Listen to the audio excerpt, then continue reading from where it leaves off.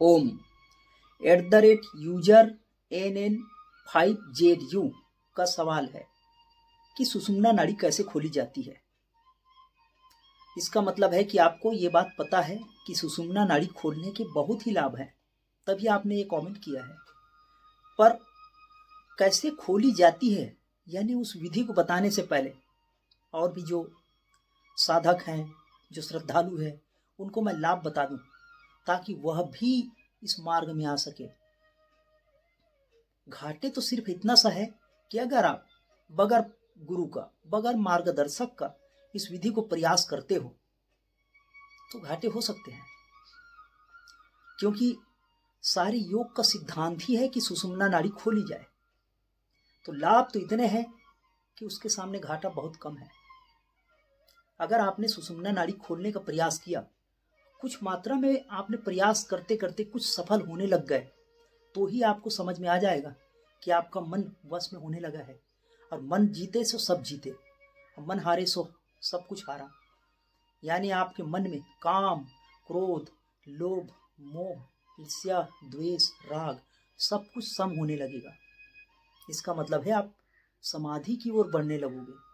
और जिसने मन को जीत लिया वो किसी भी कार्य में अपने मन को लगा सकता है और सफलता अर्जित कर सकता है। सबसे बड़ा जो काम हमारा शत्रु है, मन का ही शत्रु है। तन कुछ नहीं करता, मन में ही विकार पहले उठता है। क्रोध मन का ही विकार है। तन से तो आप किसी के साथ फाइट करोगे तो वो बाद में। तो सारे विकारों का जड़ हमारा मन ही है, सारी सफलताओं का जड़ हमारा मन ही है। अगर आपने मन में विजय पाना शुरू कर दिया तो आप अपने ही मन में नहीं, दूसरों के मन में भी विजय पाना चालू कर दोगे, जिसे लोग रिद्धि सिद्धि कहते हैं। तो बहुत सारी लाभ है, सारे विकारों में जय होना चालू हो जाएगा। छोटी छोटी बातों के लिए दुख, छोटी बातों के लिए सुख, आप आनंद में रहोगे। सुख और दुख में अंतर है, तो ठीक वैसे ही आनंद और सुख में भी अंतर है। सुख का मतलब है सिर्फ क्षणिक, आनंद का मतलब है परमानंद। इसीलिए तो परमात्मा को सच्चिदानंद कहा जाता है। तो आपने लाभ तो जाना। अब मैंने बहुत कम बोला, शब्दों में क्या बयान करूं। बस आप यूं समझ लो कि अगर आप इस मार्ग में चलते हो तो इतने लाभ होंगे कि सारे लाभ भौतिक जगत की सब फीके पड़ जाएंगे। हर कार्य आप आनंद के लिए तो करते हो, तो वो आनंद आने लगेगा, सारे विकारों से जय पाने लगोगे। बस आप, मैं अभी जो विधि बताऊं उसे आप कर लो। ज्यादा नहीं, 3 माह भी कर लेते हो तो आपको ना जाने 3 साल ही क्यों कहूं मैं, इतने सारे कह नहीं सकता, इसलिए मैं लड़खड़ा रहा हूं इस बातों को बोलने के लिए, क्योंकि मैं उसे शब्दों से बांध नहीं सकता, उसे समय में मैं बांध नहीं सकता, या उसे मैं पैमाने में बांध नहीं सकता कि कितने लाभ होंगे, क्योंकि कह ही नहीं सकते। अगिनत, जिनकी कोई सीमा नहीं। जरा सा इस मार्ग में आते हैं, थोड़ा ही प्रयास करते हैं, उनसे बहुत सारी लाभ होती है। तो आपने लाभ समझा। अब इसे समझो कि सुषुम्ना नाड़ी क्या होता है। हमारे शरीर में 72,201 नाड़ियां हैं। और आपने सुना भी होगा कि कोई वैद्य ये पकड़ते हैं और 3 नाड़ियों को देख के बताते हैं, कफ, पित्त, वात वाली नाड़ी। लेकिन ये सुषुम्ना नाड़ी इन्हीं नाड़ियों से जुड़ा हुआ है, तभी तो 72,201 कहा गया। और 201 में से वो एक नाड़ी वही सुषुम्ना नाड़ी है।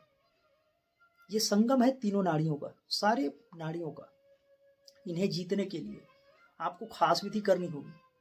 बेहतर होगा कि आप अपने गुरु के निकट जाना, अभी सुन लो, समझ लो, फिर आप प्रयास भी करना, और उसके बाद आप सहयोग के लिए आप अपने गुरु से मार्गदर्शन ले सकते हो। तो विधि मैं आपको बताऊं, पहले आप समझो इस बात को कि ये काम कैसे करती है। देखिए, लेफ्ट है इसे कहते हैं इड़ा, राइट है उसे पिंगला। अगर दोनों ही सम चलने लगे तो इसे कहेंगे हम सुषुम्ना। दोनों ही सम चलेगा, बहुत ही कम चलेगा, पता भी नहीं चलेगा कि आप श्वास ले भी रहे हो। इसके लिए 3 बातें। पहला तो निश्चित समय में कीजिए, निश्चित गुरु के मार्गदर्शन में कीजिए, यानी कोई फिक्स गुरु कर लीजिए जो इनके जानकार हो। और तीसरी बात जो महत्वपूर्ण है, एक निश्चित विधि है, इनकी फिक्स विधि है।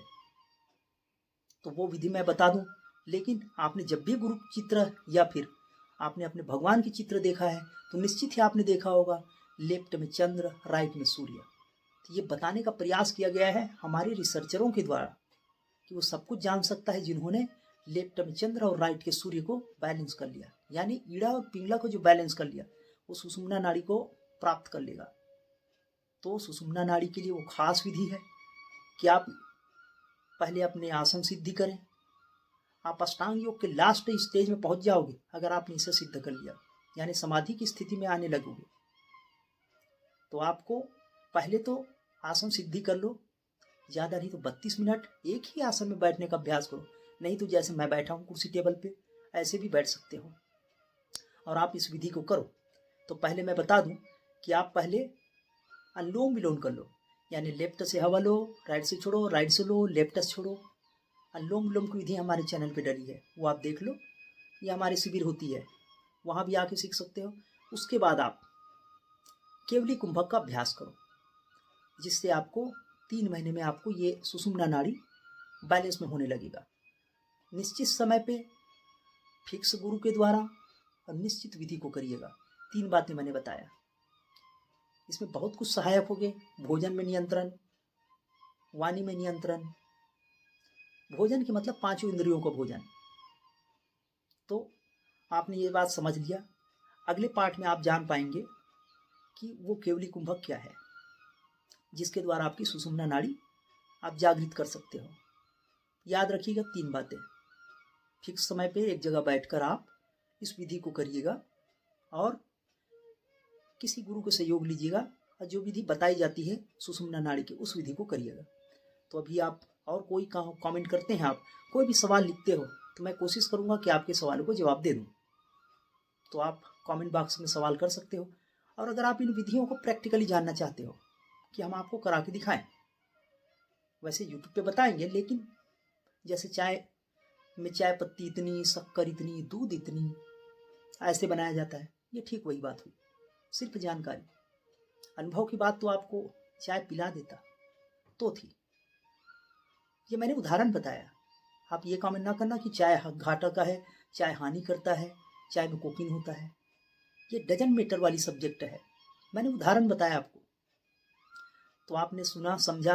अब आप उस विधि को करने के लिए केवली कुंभक की विधि सीख लीजिएगा और आप करिएगा। वैसे मैं चैनल पे डालूंगा नेक्स्ट पार्ट पे।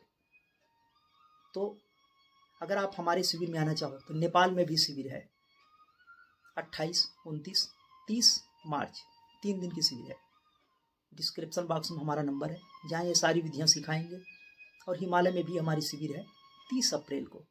जो भी जाना चाहता है, कुछ सीट अभी हमारे पास अवेलेबल है। नेपाल के लिए तो बहुत कुछ है, हिमालय की बात थी। सेलेक्टेड लोगों को लेके जाते हैं, तो जिन्हें भी जाना हो संपर्क कर सकते हो। और धन्यवाद, आपने सवाल किया, जिसकी वजह से मुझे सेवा का अवसर मिला। और जिन भी साथियों को सवाल करना है तो कमेंट बॉक्स है, वहाँ पे लिखो, मैं आपको सवालों को जवाब दूंगा।